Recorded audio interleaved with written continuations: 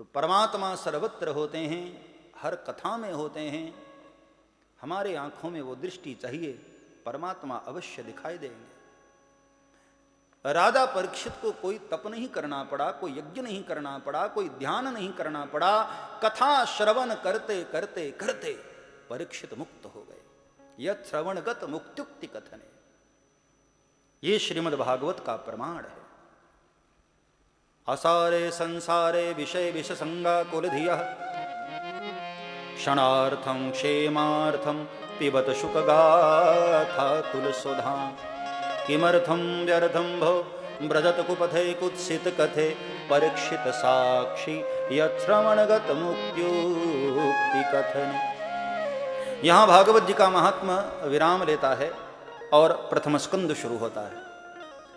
3 श्लोकों में मंगलाचरण करके वेद व्यास जी ने श्रीमद् भागवत का मंगलाचरण किया, आरंभ किया। सबसे पहले सत्य स्वरूप परमात्मा का ध्यान किया, जो सारे संसार के सृष्टि के, पालन के और संहार के हेतु हैं। ऐसे भगवान सत्य स्वरूप ब्रह्म का ध्यान किया। जन्माद्य सयतोन्मयादितरतश्चार्थेस्य विज्ञः स्वराट् तेने ब्रह्म हृदयादिकवये मोहयन्ति यतः सूरयः तेजो वारिमृदां यथा विनिमयो यत्र त्रिसर्गो मृषा धाम्ना स्वेन सदा निरस्तकुहकं सत्यं परं धीमहि। कृष्णं परम धीमहि नहीं, रामं परम धीमहि नहीं, शिवं परम धीमहि नहीं, शक्तिं परां धीमहि नहीं, सत्यं परम धीमहि। क्यों? यह बताना चाहा कि ये सब एक ही तो हैं। प्रणवाक्षर के मध्य ये तीनों एक। हम लोग अलग अलग मानते हैं, सांसारिक दृष्टि से, सांसारिक बुद्धि से विचार करते हैं तो ऐसा लगता है कि भाई राम जी बड़े हैं कि कृष्ण बड़े हैं कि शिव जी बड़े हैं, कौन बड़ा है, बड़ा कंफ्यूजन होता है।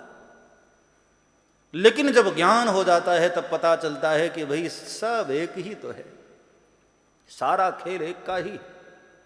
वही अलग अलग रूपों में अलग अलग दिखाई देता है, लेकिन है एक ही। तत्वतः वो एक ही है।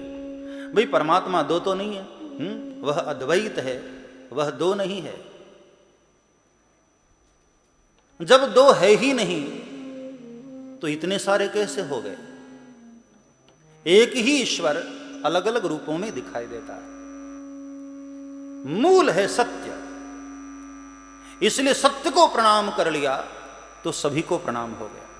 सत्यम परम धीमहि। जन्माद्यस्य यतोन्मयादितरतश्चार्थस्य विज्ञः स्वराट् तेने ब्रह्म हृदय आदि कवये मोहयन्ति यत सूरयः तेजो वारिमृदां यथा विनिमयो यत्र त्रिसर्गो मृषा। ध्यान देना, वो हिरण्यगर्भ नहीं, वह ब्रह्मा नहीं। ब्रह्मा को भी जिसने वेद का ज्ञान कराया। जैसे सूर्य रश्मियों में, सूर्य की किरणों में जल में स्थल की भ्रांति हो जाती है, कभी कभी स्थल में जल की भ्रांति हो जाती है, ऐसे ही जिनकी माया के कारण ये संसार मिथ्या होते हुए भी सत्य भाषित होता है, जिनको समझने में बड़े बड़े देवता भी मोहित हो जाते हैं, फिसल जाते हैं देवता लोग भी। ऐसे परमात्मा जो माया को प्रेरित करते हैं लेकिन फिर भी माया से परे होते हैं, ऐसे सत्य स्वरूप परमात्मा का हम ध्यान करते हैं। सत्यम परम धीमहि। ईश्वर और जीव में इतना ही तो अंतर है। वह जीव माया के अधीन हो गया है, लेकिन ब्रह्म माया को अपने अधीन किए हुए। स्वीकारा उसने भी है और स्वीकारा हमने भी है माया को, लेकिन हम माया में फंस गए हैं और वह माया से परे होता है। ऐसे सत्य स्वरूप परमात्मा का हम ध्यान करते हैं। दूसरे श्लोक में अनुबंध चतुष्टय बताया, श्रीमद् भागवत की 4 बातें बताई। यह भागवत का अधिकारी कौन है, भागवत का हेतु क्या है, भागवत का फल क्या है, और इस भागवत का संबंध किससे है, इस विषय इसका क्या है। 4 बातें बताएं, ध्यान पूर्वक आप सुने और समझने का प्रयास करें। धर्म प्रोज्झित कैत्रवोत्र परमो निर्मत्सराणां सता वेद्यम वास्तवमत्र वस्तु शिवदम तापत्रयोन्मूलनम्। श्रीमद्भागवते महामुनिकृते किम वा परैरीश्वरः सद्यो हृद्यवरुद्धतेऽत्र कृतिभिः शुश्रूषुभिस्तत्क्षणात्।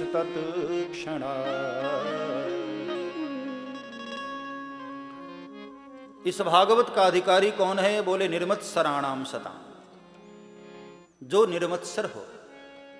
परोत्कर्ष सहनम इति मत्सरः, दूसरे के उत्कर्ष को देखकर जो सहन न कर पाए वो है मत्सर, ईर्ष्या वाला। जो दूसरों की बड़ाई को देखकर, दूसरों की इज्जत सम्मान को देखकर, दूसरों की प्रतिष्ठा को देखकर जलन पैदा हो जिसके मन में, वो है मत्सर वाला व्यक्ति, वो है ईर्ष्या वाला व्यक्ति। और जब तक मन में ईर्ष्या है, ध्यान देना, तब तक भागवत के आप अधिकारी नहीं होते हैं। ये बीमारी जब तक न जाएगी तब तक आप भागवत के अधिकारी नहीं हो सकते हैं।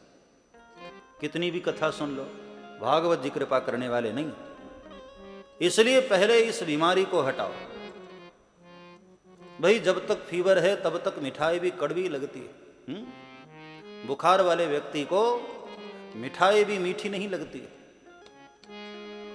इसलिए जब तक ये बीमारी है ना, ये भागवत जी का असर होने वाला नहीं। अपने भीतर से इस बीमारी को हटाओ, ईर्ष्या को हटाओ। दूसरों को देख करके, दूसरे के उत्कर्ष को देख करके हमारे मन में डाह पैदा ना हो।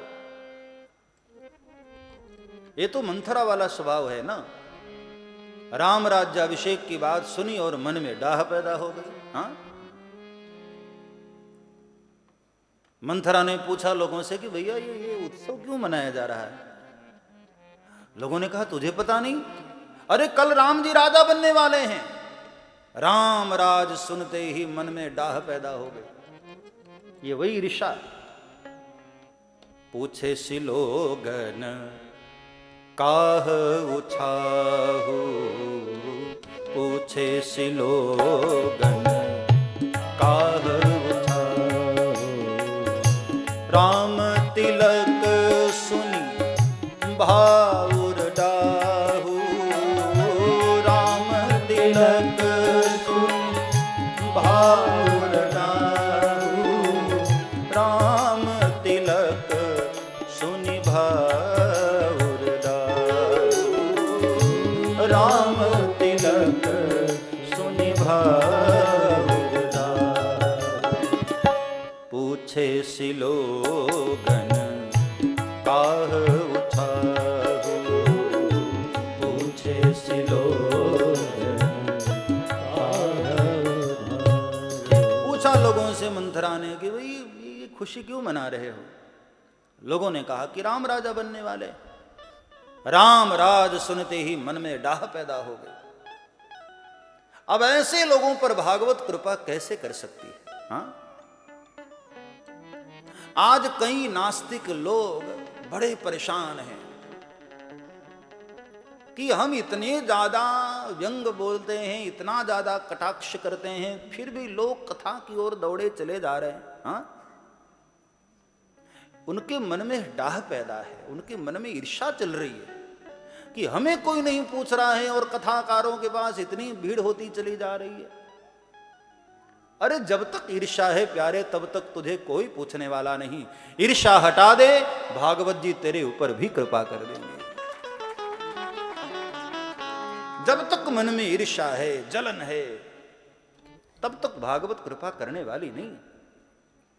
निर्मत्सराणाम सता, श्रीमद् भागवत का अधिकारी वो है जो निर्मत्सर है। सब्सक्राइब करें श्री चिन्मयानंद बापू जी के YouTube चैनल को और हमारे वीडियोस को सबसे पहले देखने के लिए बेल आइकॉन को दबाना न भूलें।